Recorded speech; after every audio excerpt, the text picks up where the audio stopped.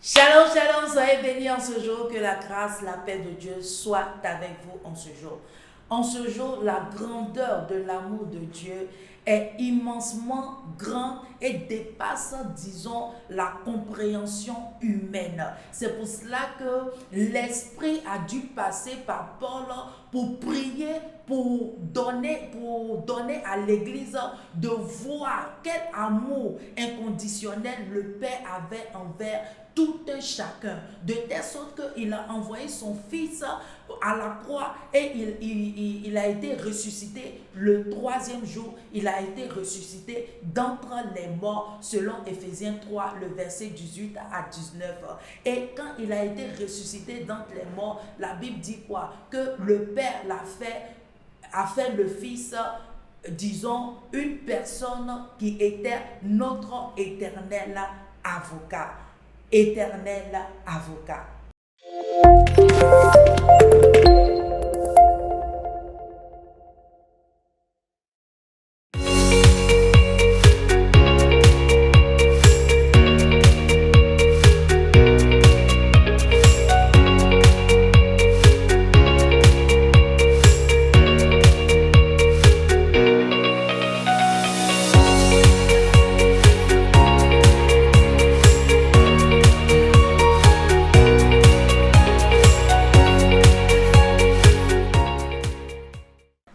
Tout d'abord, avant de commencer, n'oublions pas, ou bien je vous informe que nous avons un site web Esenam Oti Ministries que vous pouvez partir dessus, vous pouvez aller dessus et avoir toutes sortes d'informations dessus.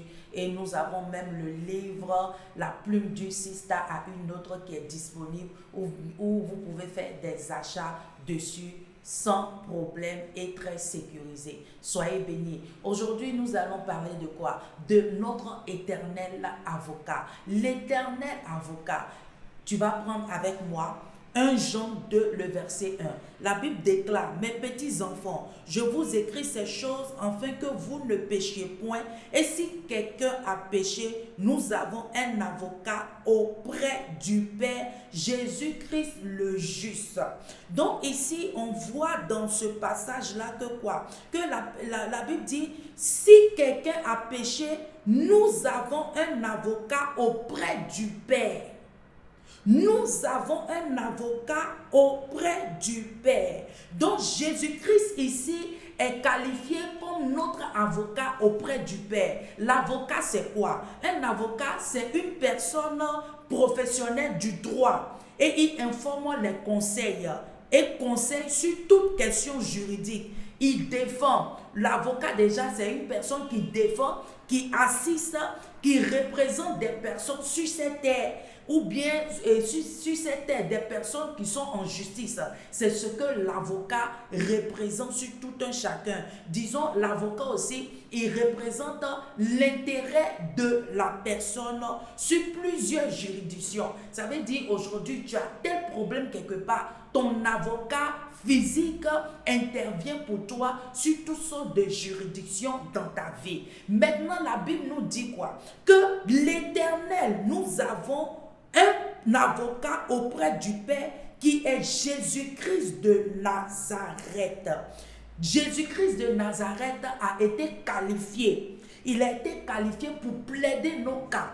Il a été qualifié pour plaider toutes nos vies. À cause de quoi? Parce qu'il a pris nos péchés. Il a pris sur lui nos péchés. Il a pris sur lui toutes nos malédictions. Il a pris sur lui tous nos échecs.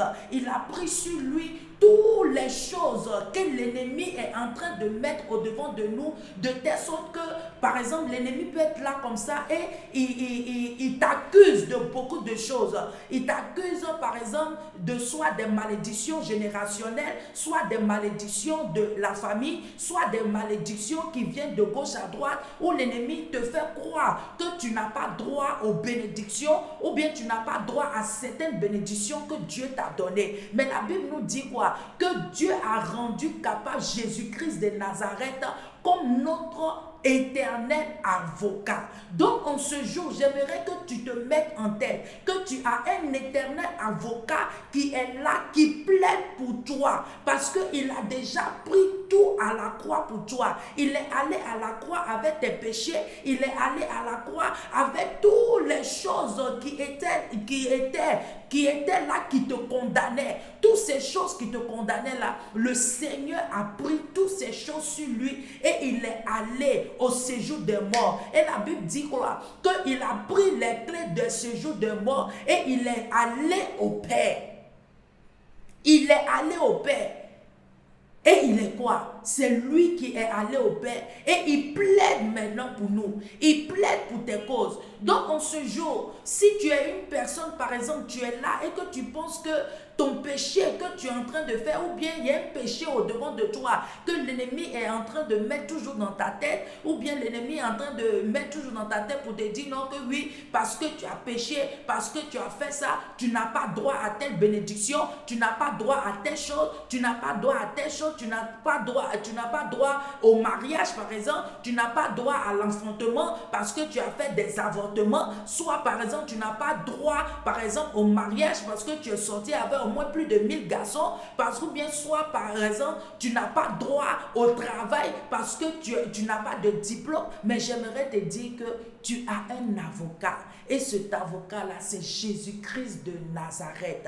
Il suffit seulement que tu le confesses en tant que ton Seigneur et Sauveur personnel. Si tu le confesses en tant que ton Seigneur et Sauveur personnel, il va se mettre devant l'ennemi pour plaider ta cause, pour plaider pour toi, parce que 2000 ans passés, il a déjà pris tous ces genres de choses à la croix pour toi. Il suffit seulement que tu ouvres ta bouche et tu le confesses comme ton Seigneur et Sauveur personnel. Il est important que tu le confesses. La Bible dit quoi dans Apocalypse 1, le verset 5? La Bible dit quoi? Que son sang parle pour nous continuellement.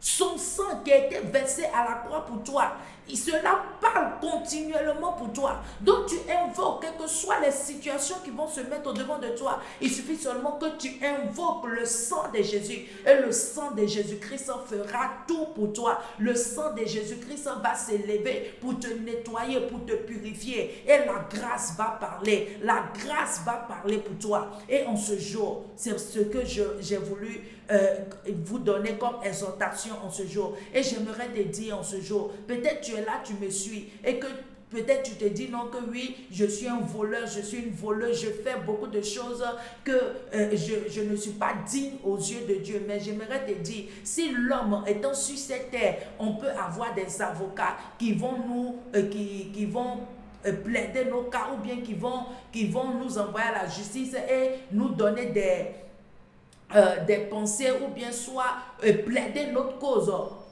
sur le plan juridictionnel, j'aimerais te dire que tu as un éternel avocat, Jésus-Christ de Nazareth. Celui-là même qui est venu sur terre, qui n'avait pas de péché, et il est allé à la croix, et il a allé à la croix pour toi. Et la Bible déclare qu'il a été ressuscité le 3e jour. J'aimerais te dire que son sang parle pour toi continuellement. Son sang est là en ce jour, et pour t'enlever, pour nettoyer toute injustice qui est sur toi, pour enlever toutes les tâches que l'ennemi a mis sur toi. Son sang est là en train de parler pour toi en ce jour. Donc j'aimerais que tu élèves ta voix et que tu dis au Seigneur, Seigneur, je viens vers toi tel que je suis. Je sais que je suis un pécheur. Éternel, pardonne-moi de tous mes péchés. Éternel, que ton sang lave toute injustice, toute tâche, toute chose que l'ennemi met au devant de moi, qui ne te glorifie pas, tout péché que l'ennemi met au devant de toi, de moi, Éternel, pour m'accuser. Éternel, j'invoque ton sang pour me laver en ce jour, au nom de Jésus-Christ. Si tu as fait cette prière, sache que le Seigneur t'a déjà lavé avec son sang, et tu vas confesser le Seigneur en tant que ton Seigneur sauveur personnel. Tu vas dire, Seigneur Jésus, je viens à toi tel que je suis. Je sais que je suis un pécheur. J'ai péché contre toi. Éternel, pardonne-moi. Éternel, et délivre-moi au nom de Jésus. Merci d'avoir envoyé ton Fils à la croix pour moi. Au nom de Jésus-Christ que j'ai prié. Amen. Merci de faire de moi une nouvelle créature. Au nom de Jésus-Christ, sache que si tu as fait cette prière sérieusement, le Seigneur est là. Il est juste à côté de toi. Il est juste à côté de toi et il t'a déjà pardonné de tous tes péchés. Mais il suffit seulement que toi-même, tu sois une personne qui renouvelle ses pensées. Il est très important que tu renouvelles tes pensées. Au nom de Jésus-Christ, sache que l'Éternel est ton éternel avocat et il est là pour plaider ta cause. C'était Vie Glorieuse avec Essena Moti. N'oubliez pas de partager, de liker, de commenter et d'inviter vos amis. Soyez bénis et à très bientôt. N'oubliez pas aussi de visiter notre site web. Soyez bénis, à très bientôt. Site web Essena Moti Ministries. Soyez bénis et à bientôt. Bye bye.